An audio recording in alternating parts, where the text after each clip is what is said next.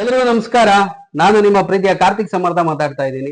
ಪ್ರತಿ ವಾರದಂತೆ ಈ ವಾರನೂ ಸಿನಿಮಾ ಬಗ್ಗೆನೇ ಮಾತಾಡಕ್ ಬಂದಿದ್ದೀನಿ. ಆದ್ರೆ ಸಿನಿಮಾ ಬಗ್ಗೆ ಮಾತಾಡೋದಕ್ಕಿಂತ ಮುಂಚೆ ಕೆಲವೊಂದು ಪ್ರಮುಖ ವಿಷಯಗಳ ಬಗ್ಗೆ ಮಾತಾಡಿ ಅದರ ನಂತರ ನಾನು ಯಾವ ಸಿನಿಮಾ ನೋಡ್ಕೊಂಡ್ ಬಂದೆ, ಅದರ ನನ್ನ ಅನಿಸಿಕೆ ಏನು ಅನ್ನೋದನ್ನ ಮುಂದೆ ತಿಳಿಸ್ಕೊಡ್ತೀನಿ. ಪ್ರತಿ ವಾರದಂತೆ ಈ ವಾರವು ನನ್ನ ವಿಡಿಯೋಗೆ ಎಲ್ಲರಿಗೂ ಪ್ರೀತಿಯಿಂದ ಸ್ವಾಗತ. ಎಲ್ರಿಗೂ ಗೊತ್ತಿರೋ ಹಾಗೆ ಕರ್ನಾಟಕದಲ್ಲಿ ಕನ್ನಡಿಗನೇ ಸಾರ್ವಭೌಮ.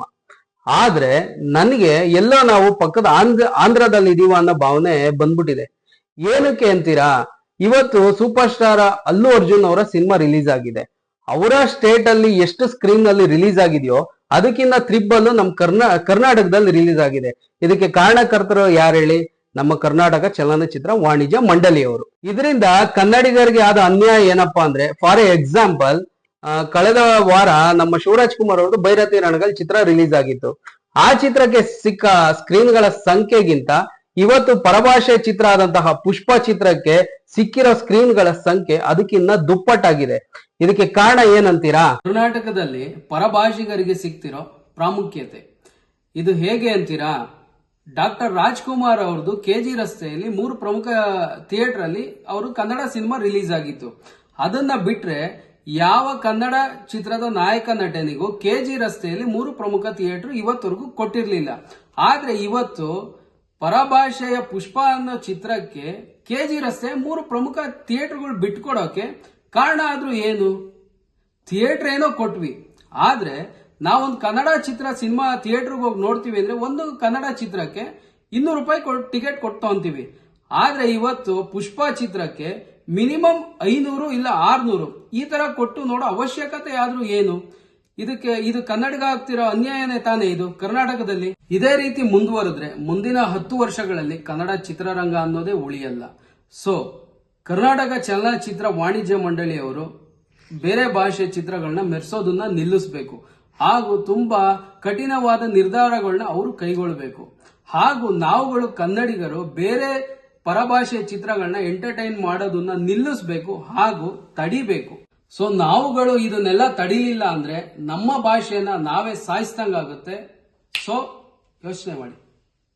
ಸೊ ನಾವು ಈ ವಾರ ನೋಡಿರೋ ಚಿತ್ರದ ಒನ್ಲೈನ್ ಸ್ಟೋರಿ ಬಗ್ಗೆ ಹೇಳೋದಾದ್ರೆ, ಒಬ್ಬ ಲೋಕಲ್ ಗ್ಯಾಂಗ್ಸ್ಟರ್ ಹೇಗೆ ಇಂಟರ್ನ್ಯಾಷನಲ್ ಗ್ಯಾಂಗ್ಸ್ಟರ್ ಆದ ಹಾಗೂ ಪಾರ್ಟ್ 1 ನಲ್ಲಿ ಸಿಗದಿರೋ ತನ್ನ ಕುಟುಂಬದ ಪರಂಪರೆ ಹೆಸರನ್ನ ಪಾರ್ಟ್ 2 ನಲ್ಲಿ ಹೇಗೆ ಪಡೆದುಕೊಳ್ತಾನೆ ಅನ್ನೋದೇ ಚಿತ್ರದ ಒನ್ಲೈನ್ ಸ್ಟೋರಿ. ಇನ್ನು ಈ ಚಿತ್ರದ ಪಾಸಿಟಿವ್ ಬಗ್ಗೆ ಹೇಳಬೇಕು ಅಂದ್ರೆ ಅಲ್ಲು ಅರ್ಜುನ್ ಅವರ ಪರ್ಫಾರ್ಮೆನ್ಸ್. ಇಡೀ ಚಿತ್ರನ ತನ್ನ ಅಭಿನಯದಿಂದಲೇ ಕಂಪ್ಲೀಟ್ ಚಿತ್ರವನ್ನು ಆವರಿಸಿಕೊಂಡಿದ್ದಾರೆ. ಅದ್ರ ಜೊತೆಗೆ ಶೆಖಾವತ್ ಕ್ಯಾರೆಕ್ಟರ್ ಅಲ್ಲಿ ಕಾಣಿಸಿಕೊಂಡಿರೋ ಮಲಯಾಳಂ ಸೂಪರ್ ಸ್ಟಾರ್ ಫಹದ್ ಫಾಜಿಲ್ ಅವರ ಅಭಿನಯ ಚಿತ್ರಕ್ಕೆ ಪ್ಲಸ್ ಆಗಿದೆ. ಹಾಗೂ ಚಿತ್ರದಲ್ಲಿ ಬರುವ fighting scenes, climax fight scene ತುಂಬಾ ಅದ್ಭುತವಾಗಿ ಮೂಡಿ ಬಂದಿದೆ. ಅದ್ರ ಜೊತೆಗೆ ಚಿತ್ರದ ಸಿನಿಮಾಟೋಗ್ರಫಿ ಚಿತ್ರದ ಪಾಸಿಟಿವ್ ಪಾಯಿಂಟ್ಗಳಲ್ಲಿ ಒಂದು. ಇನ್ನು ಈ ಚಿತ್ರದ ನೆಗೆಟಿವ್ ಬಗ್ಗೆ ಹೇಳೋದಾದ್ರೆ, ಪಾರ್ಟ್ 1 ಕಂಪೇರ್ ಮಾಡ್ಕೊಂಡ್ರೆ ಪಾರ್ಟ್ 2 ನಲ್ಲಿ ಯಾವುದೇ ಸಾಂಗ್ಸ್ಗಳು ಅಷ್ಟು ಚೆನ್ನಾಗಿರ್ಲಿಲ್ಲ. ಅದ್ರ ಜೊತೆಗೆ ನಮ್ಮಲ್ಲಿ ಹೀರೋಯಿನ್ ಆಗಿ ಅಭಿನಯ ಮಾಡಿದಂತಹ ಶ್ರೀಲೀಲಾ ಅವರು ಈ ಚಿತ್ರದಲ್ಲಿ ಒಂದು ಐಟಮ್ ಸಾಂಗ್ ಅಲ್ಲಿ ಹೆಜ್ಜೆ ಹಾಕಿದ್ದಾರೆ. ಪಾರ್ಟ್ 1 ನಲ್ಲಿ ಇಂಪ್ಯಾಕ್ಟ್ ಆದಂತಹ ಹೂ ಅಂಟವ ಸಾಂಗ್ ಮುಂದೆ ಈ ಸಾಂಗ್ ಏನೇನು ಅಲ್ಲ.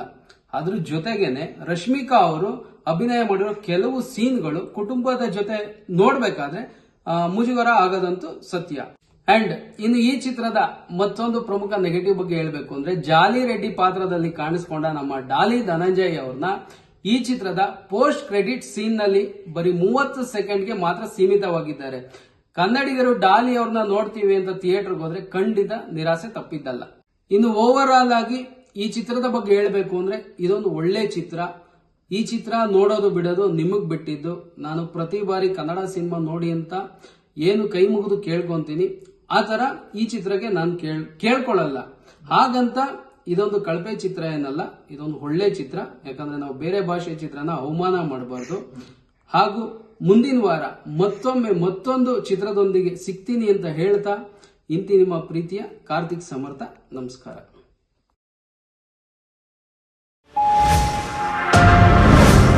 Media network.